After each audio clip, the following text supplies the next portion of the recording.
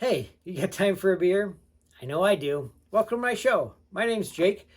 You can find me at tubajake_69 at Untapped, YouTube, Twitter, and Instagram. Tell me your stories. I like to hear them. I like to tell them to other people. So if you tell them to me, I will tell them to everybody else that gets to hear my stories. You could also like, comment, and subscribe on my social media stuff. That would be very cool. I'd like to see that too. The beer I've got for you today is Psychic Advisor from There Does Not Exist in San Luis Obispo. It's got very cool can art, and it's a very cool spot. It's an 8.6% alcohol by volume double India Pale Ale. It should be really good because everything that I've had from them has been really good. I really like their black IPA when I was there and had that. Went well with their very white walls and very blonde wood furniture. So that was very cool. Let's get this guy opened up. So it's Double India Pale Ale, which means it's probably going to be a little bit darker, but still kind of light. But darker, like not a brown, but yeah, like that. Golden, let's say.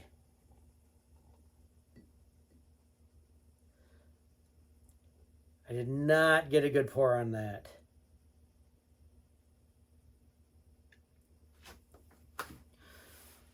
Huh. It's a little bit hazy, which I was not expecting because a lot of times you'll see these and they'll be very, very clear, because that's generally what they're going for. This one's a little bit older, but not more than it should be. It smells really piney.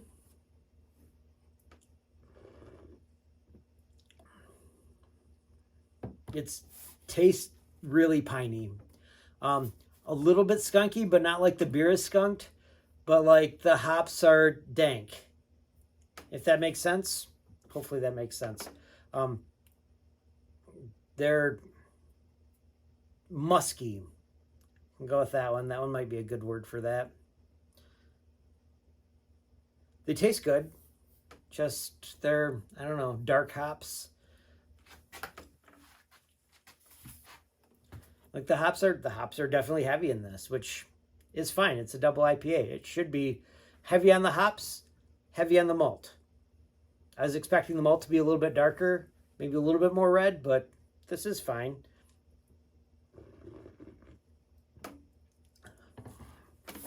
Well, I mean, obviously, I'm drinking it, right? It's good.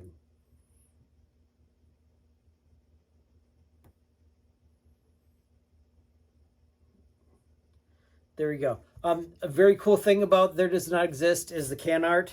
The can art on this guy is very neat. It looks like, I don't know, it reminds me of like The Old Man in the Sea, with all the bubbles and stuff coming up through it, or an Ent, if you get that reference from the Lord of the Rings, kind of tree-like.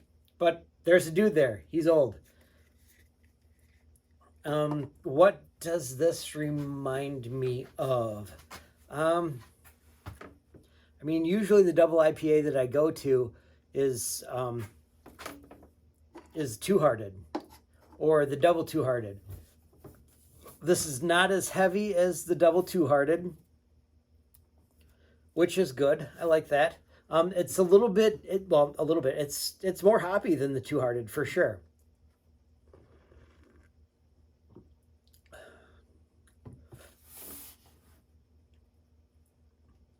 What else could I compare this to? Actually, it's pretty close to Pliny the Elder. Yeah, it's a little bit watery as compared to a Two Hearted, which Pliny the Elder is, but this definitely has different hops than the Pliny the Elder or the Two Hearted. This one is very, I don't know, it's almost tropical flavored, but there's definitely a pine to it. If that helps you at all, I don't know. Like green mango, but not spicy. Oh no, wait, I'm sorry. It's green papaya that's the spicy salad in Asia. This is more like a green mango. So, like a mango, but not as juicy, so it doesn't run down your chin when you eat it. Yeah, like that. Yeah.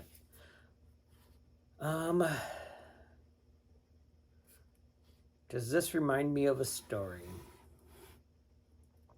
I don't know if it reminds me of a story, but I went to Horrocks today because that's a thing that I do. I decided to buy a 12-pack of a series of beers that I've seen two of, but not the other two. Freedom of Speech and Freedom of Press I've seen and I've had, and they're very good. Freedom of Speech is a peach sour.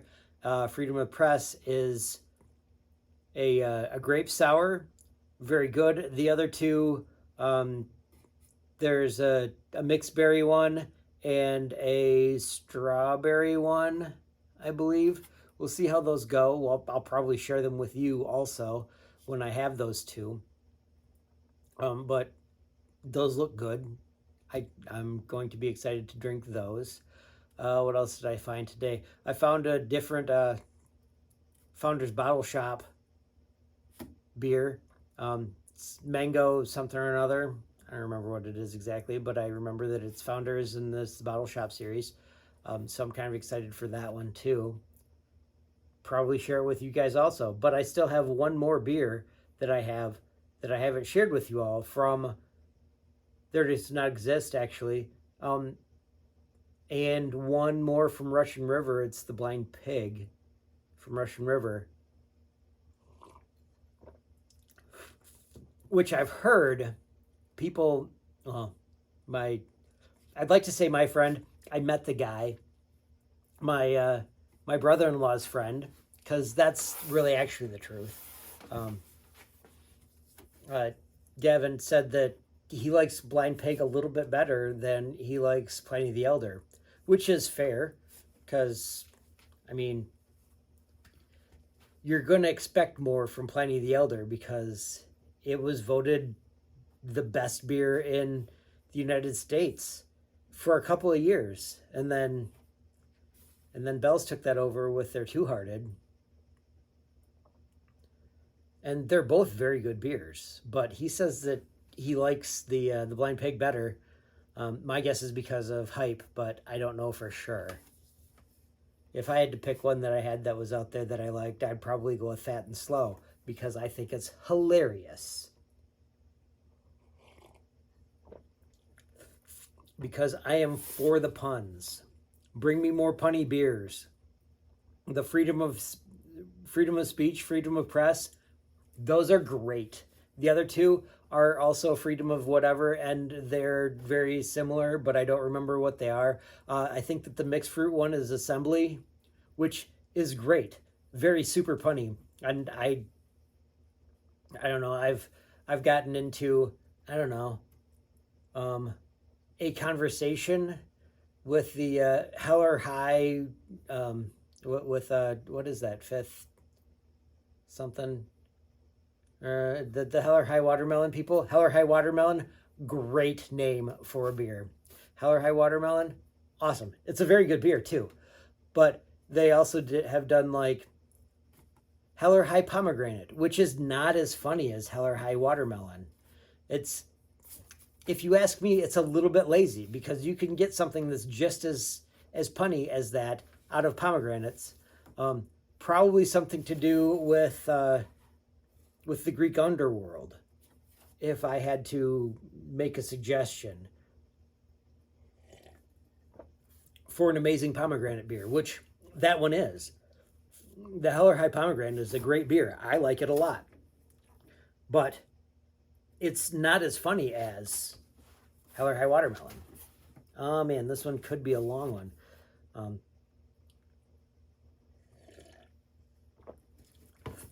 Okay, so when I was talking to Gavin, he said that a lot of what he looks for is the lacing on the beer. So as you drink, you want to see some of the foam sitting around the glass as you're going through it. But you don't want it to be like, this was the first drink, this was the second drink, this was the third drink. You just want it to like kind of stay there a little bit. So I'm guessing that according to Gavin, this is a really good beer, or it's made how it needs to be made, which is good coming from a brewer, I would think.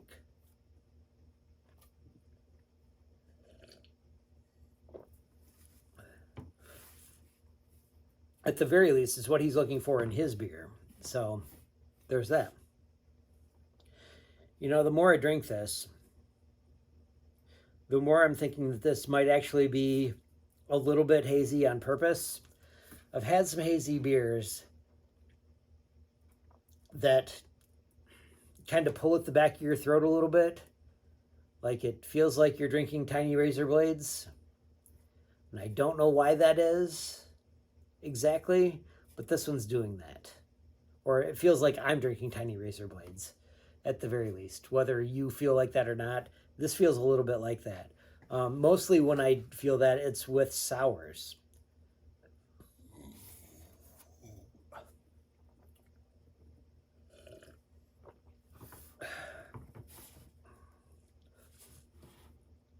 All right, fine. Speaking of sours, I had a bourbon barrel aged Kentucky Mule from Founders today. It was very good. It tasted really good. Was it a mule beer from Schwartz? It was not. This one tasted a lot more like Schweppes or Canada Dry, as opposed to tasting like Berners in my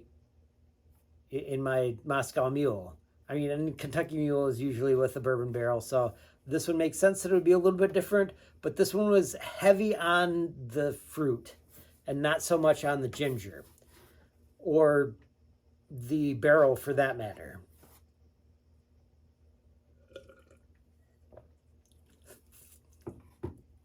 It tasted like somebody outside of Michigan brewed this beer, which is fine, I guess. But if I were brewing it, I would make it taste more like Schwartz in a bourbon barrel, which Schwartz should probably look at, because the mule beer in a bourbon barrel would be really good. It would taste a lot like a Werner's with lime, because that's the mule beer is definitely something that I will compare all other Moscow Mule themed beers to. It's delicious, and that's also one of those ones that tends to tear at the back of my throat, but it tears in such a good way.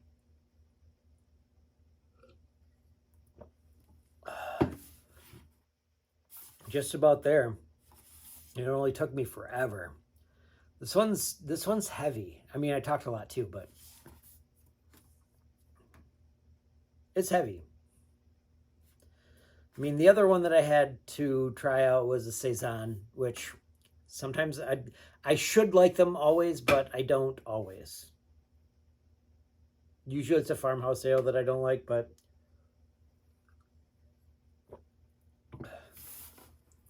they're pretty much the same thing. I've got a quote for you. This one is from Lucille Ball, from I Love Lucy fame. She said, "Love yourself first, and everything else falls into line." Everything else falls into line. You really have to love yourself to get anything done in this world. And sometimes I need to hear that. Sometimes other people need to hear that too. Love yourself. It's good for you. It feels good. Makes you feel better about yourself. Like you can accomplish things. Things that you should accomplish. All right. Don't forget, you can find me at tubajake_69 on Untapped, YouTube, Twitter, and Instagram. Tell me your stories. I love to hear them. I love to share them. Let me do that. Like, comment, subscribe on my social medias, and I will shout you out more than likely. There's a lot of people that have been doing that recently. I should probably check because I might have 50 more subscribers, which is awesome on my Instagram. Not so much on my YouTube or Twitter, but it's nice if you guys do that, and I appreciate it. Actually, a lot of the comments that I post back are from YouTube, that I say anything about it from YouTube, because Ron's awesome and he keeps commenting on my stuff. So I appreciate that, and thank you. I'll catch you next time when you got time for a beer.